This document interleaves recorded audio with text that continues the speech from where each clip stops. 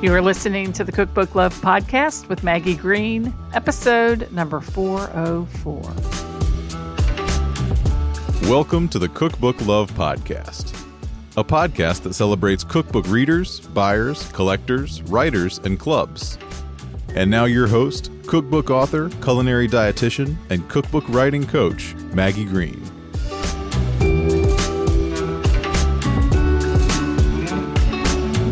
Hi, everybody. Welcome back to another episode of the Cookbook Love Podcast. How's everybody doing today? Hope you are all doing well. We had a quiet at-home weekend. We did get to take in a Cincinnati Reds baseball game, which was a lot of fun, and spent some time on Sunday with a couple of my sisters making a table favor for our niece's wedding that is coming up at the end of the month. Other than that, it was just nice to be home. It was a beautiful weekend, 70-degree weather, 50-degree nights, and low humidity and lots of sunshine. Talk a lot about the weather, I feel like, on this podcast, but I think one thing about Kentucky that I truly, genuinely love is the change of seasons and how every season is so different. But this is one of the great things about this time of year. So it's exciting to be here in June. Welcome to June. And sometimes during the summer, I take a little bit of a different approach with the podcast, doing episodes where I'll be doing some interviews, but also episodes where I want you to really think about what might be holding you back from writing a cookbook. And today I want to talk about the big concept of time, because even if you've decided that it's a project that you want to pursue, sometimes I think we need to shift the way we think about time in order to create some opportunities to get momentum on our cookbook projects. So a lot of people think that the secret to writing a cookbook is just having more time. And the truth of the matter is it's hard to create more time because we all have the same amount of time.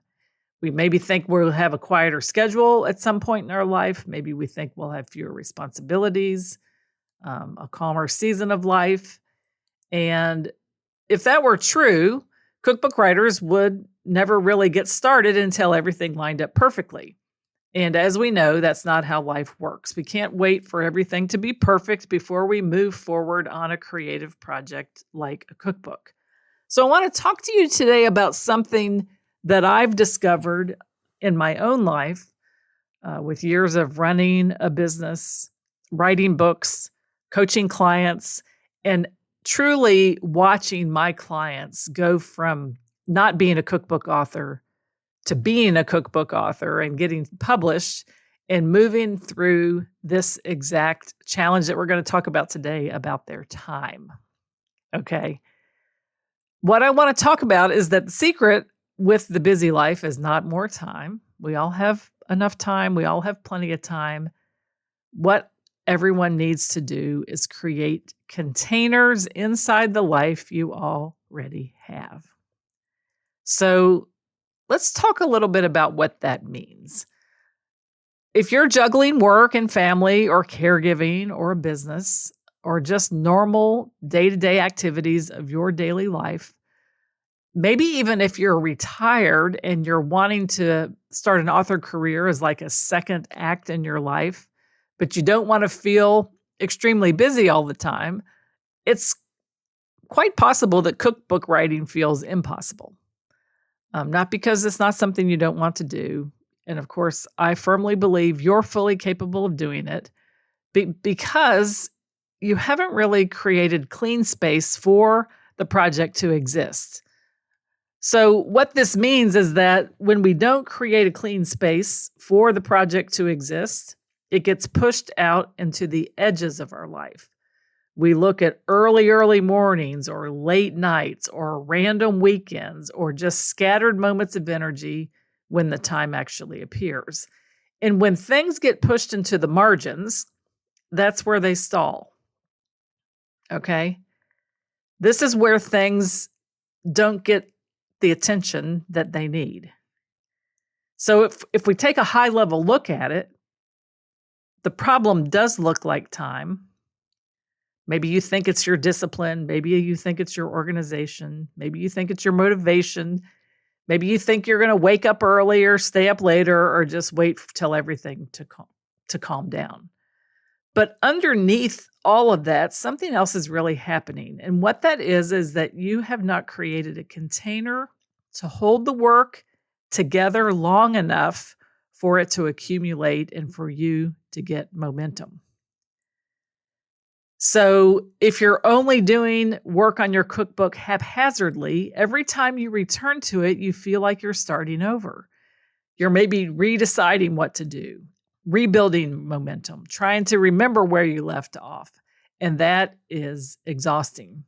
Have you ever looked in the files on your computer and you run across something that you created or a recipe that you wrote or something that you did and you can hardly even remember the time that you did that and you actually forgot that you had created that? That's what happens when we don't create containers to work on a focused project. We create these little bits, but we don't move forward. And we think it's because we don't have time. So let me give you a metaphor. Think about your kitchen and leftovers, or think about your kitchen and dry ingredients that you bring into your kitchen. You don't just throw everything into the refrigerator in a pile. You put things in containers. The same thing for your pantry. If you take the rice out of the bag, or if you take the oatmeal out of the box, or the dry cereal out of the box, you don't just pour those things into a shelf in the pantry. You put them in containers. And the best containers are see-through containers that you can see what's inside. They keep everything fresh, they keep everything organized, they keep things from spilling into each other, and they make it easy to find what you need at the time you need it. Without those containers, we'd have a big mess. The pasta dries out, the sauce spills, the salad wilts, the rice gets all over the place, the oatmeal is spread far and wide. And when you open up the refrigerator or the pantry, you really can't even tell what's in there anymore. So what if you thought about time in your week in the same way? When you don't have a container during your week for your writing, your ideas will dry out. Momentum spills, progress wilts, and you come back to it, not picking up where you left off, but starting all over again. So here's the difference thinking this way can make in your life today. Your busy life is not the enemy of writing a book. A lack of structure inside your busy life is what the enemy is. So instead of you thinking, how can I find more time? I want you to start asking, how do I design containers for the time I already have? I firmly believe that if you're alive and you have a desire to do this, you have time. My clients laugh at me when I tell them that because it is such a deep-rooted belief in my soul that I have time to do what I want to do that they almost can't even believe that I say it. But I firmly believe it's true. If there is a desire in my heart to create something, if I really want to do it, I know that I have time because I'm alive and I'm here. And it's something that I've decided that I want to do and something that I'm going to do. And we get to totally make that decision about how we spend our time. So writing needs a container in order for it to accumulate, because without it, even good intentions scatter. And this even goes beyond the time. I want you to think about writing needs a container. So it's almost like you're going to create the time container to create the writing, but you're also going to have a container where the writing is published. If it's in an email, if it's in a newsletter, if it's for a long form content on social media, if it's for a Substack newsletter, if it's for a chapter in your book, for a blog post, the writing needs a container also, and then it accumulates there the more that you publish there. But every container has three parts. So number one, the first part of the container is protected space. What this means is that your time is no longer negotiable. And this is not because you have an empty life. It's actually quite the opposite. Because you have a busy life, you are going to protect some time during your week to write and work on your cookbook. It could be 30 minutes before everybody wakes up in the morning. It could be a weekday afternoon while your kids are at swim practice. It could be 2 evenings a week. It does not matter when it is, but this protected space has to be on your calendar. And what matters is that you consistently show up during that protective space. You know, we protect space on our calendar all the time for things that we think are important. My daughter has set her wedding date for next June, and I guarantee that that day will be protected space on my calendar. It has a high priority. I will not be scheduling anything else over that time. Many years ago, when I started my business, I decided that my weekends were protected space. They were for me, my husband, and our family. And if we weren't doing things together that weekend, barring any unforeseen circumstances, I wasn't going to schedule anything else to do. And if I did any work on the weekend, it's while they were asleep. I protected that time. Okay, so it doesn't really matter how big the space is. What matters is that it's consistent. And we're going to stop redeciding every week when our protected space is. We're not just going to squeeze it in. We are going to carve out a protected space where the writing is allowed to exist. So I want you to think about that. Think about the space as being like the dish that holds the leftovers. It's the container. It's the space. Okay, so protect your space. And you pick when you want that to be. I'm going to give you some examples here in a few minutes of things that I've seen work for people, but my protected space for writing, even for the best emails I write, the best focus time that I write, the time I'm the most awake, is in the morning. It's always been that way. It still remains that way. I protect that time to write content for you, for scripts for this show, for my email list, if you're on my email list. If you're not, you should join my email list. I'll tell you how to do that at the end of the show, but it's protected. Okay, the second thing then is once you've set up the protected space, you need to decide what you're going to focus on. And remember, you're not writing everything for everybody. If we're specifically talking about a cookbook project, you're going to be doing a very specific thing when you are writing to create that cookbook. Sitting down with vague work does create overwhelm, and specific focus helps you to create progress. So instead of saying during this protected space, I'm going to work on my cookbook, you have something that's very tangible that you're going to work on. I'm going to write head notes for 5 recipes. I'm going to work on the target audience section of my cookbook proposal. I'm going to rewrite 3 recipes that I tested this week. I'm going to write a story that I can put in this section of my cookbook. Do you see what I mean? You pick actually and define and focus on what you're going to write during that time. And you should know what you're going to do before you sit down, so you don't spend a lot of energy trying to decide what you're going to do when you get there. This morning when I started thinking about my day, actually I look at my week, I had 5 2-hour projects that I needed to work on. And every week I set a container of space for my podcast. If I'm not doing an interview, I set up time to do the solo show. I write the script, I create the recording, which is what I'm doing now.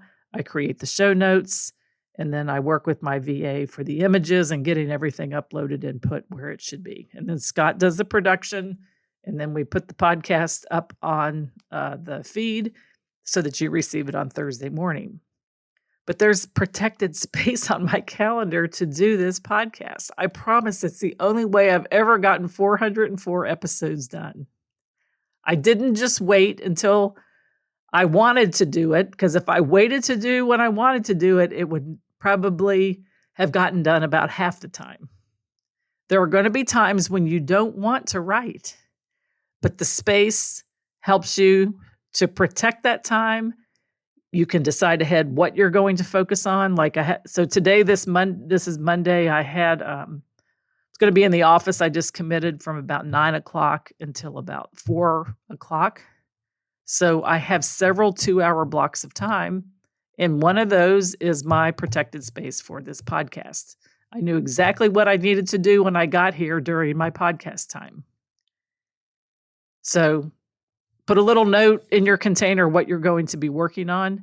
It helps so much if we make decisions ahead of time when we're using the higher functioning part of our very smart brains to plan the weeks and the containers that we have. Because I promise when you get to that time, the lower functioning part of your brain that I like to call my cat brain, some people call it their lizard brain, is going to tell you that it's not important, that you don't need to do it at this time. But if you know that this space is the time for you to do it, and I know this is the space that I need to do this, if I don't record this podcast today, it's going to get pushed to tomorrow, and that gets to be too late for Scott to put it together. It's not fair to him. It just has a cascading domino effect of things that happen that make it feel more last minute than it needs to feel. Okay? So when it comes to our cookbooks and your cookbooks, be very specific about what you are working on during that protected time. If you're a student in my program and you're working on a cookbook proposal, you have different parts that you're working on.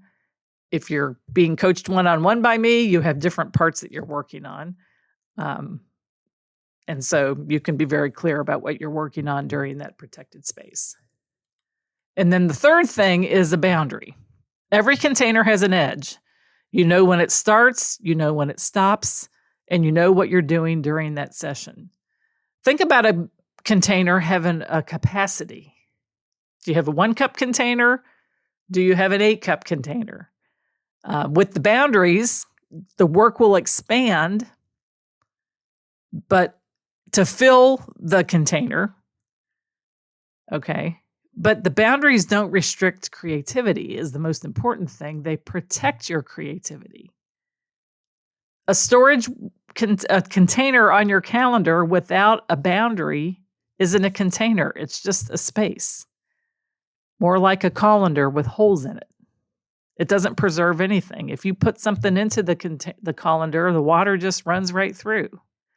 And this is when people start to think they don't have time. It's like a leaky container on your calendar. And you notice a lot of open containers in your week. Make sure those are solid containers with a defined boundary and you can fill them with specific things to do. So I heard about a woman that wanted to write a book, but she really believed that she did not have time. She had a full-time job. She had 2 kids. She was, of course, creating this side business as an author, building an author career. And when she looked at her week, she decided that there were 2 2-hour blocks on the weekend that she was going to write.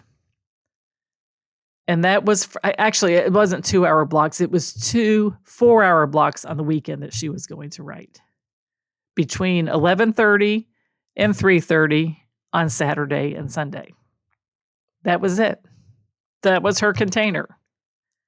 So she turned those blocks of time into containers, and she showed up every week at the same time for a year. So same intention, same commitment. She filled the time. She stuck to the boundary. She started at 11:30, finished at 3:30.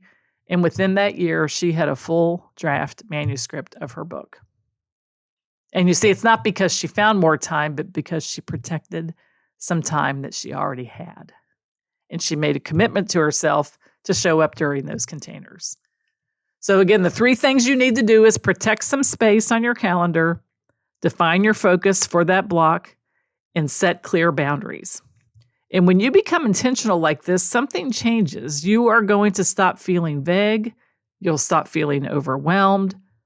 You'll start completing task after task after task after task and accumulating work toward the goal that you have. Steadily, you'll be reliably doing it. And you won't necessarily have to write every day, and you don't have to overhaul your life, and you don't have to wait for a calmer season. Just create small, repeatable containers that hold your attention for long enough for you to get some traction. And that's when we start to build momentum. And it's amazing to be able to operate that way. Once I figured this out, I started using this container for almost everything that I do in my office. Time to work on my Quicken and my books and my business expenses and my personal expenses in one container a week. Time to write emails. I usually email my list about 2 or 3 times a week. Time to write those emails. If I'm creating a launch of a product, time to create everything I need for those launches. The opt-in pages, the sales pages, the videos, the products that I'm going to sell. If I'm working on an article for something or for somebody, time to create the first draft, time to revise, time to, create the second draft, time to have it edited. All of this takes containers of time. But I think what makes us feel less busy is making progress. So maybe you don't need more time, maybe you need more structure. Because again, writing a cookbook in a busy life isn't about empty space. It's about building small, repeatable containers that protect the work you already want to do. Small, simple, repeatable, protected, focused, boundaried containers. So if this episode has resonated with you and you're thinking, I understand this, but I need help maybe building my containers, I need help knowing what to focus on in my containers, I want you to know that I do work with cookbook writers one-on-one as well as in groups to help you design the structure that you need so that you can finish your book project or finish your cookbook manuscript without overhauling your entire life. There is a link to book a free complimentary cookbook discovery call down below. You can pick the time that fits your calendar best, and we can meet, talk about your cookbook writing dream, talk about where you are, talk about what you've tried to do so far to get your book published, and if I can help you make the next step, we can talk about that as well. So head on down to the show notes to book your complimentary cookbook clarity call. I would love to help you set up some containers in your life so that you can work on the cookbook that you always wanted to write. So if something for you shifted during this episode, I certainly hope that you will take advantage of that, make some changes in your own life. Don't stay stuck in the I don't have time loop. And if you know someone that needs to listen to this episode, maybe share it with them. Because I firmly believe we all have a beautiful life to create whatever it is we want.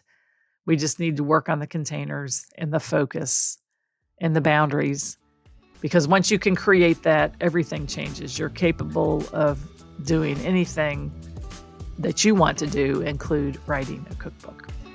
So that is it for today's episode of the Cookbook Love Podcast. This is your host, Maggie Green. And until next time, have a great day and keep loving your cookbooks. Thanks for listening to the Cookbook Love Podcast. You can find out more information at www.cookbooklove.co.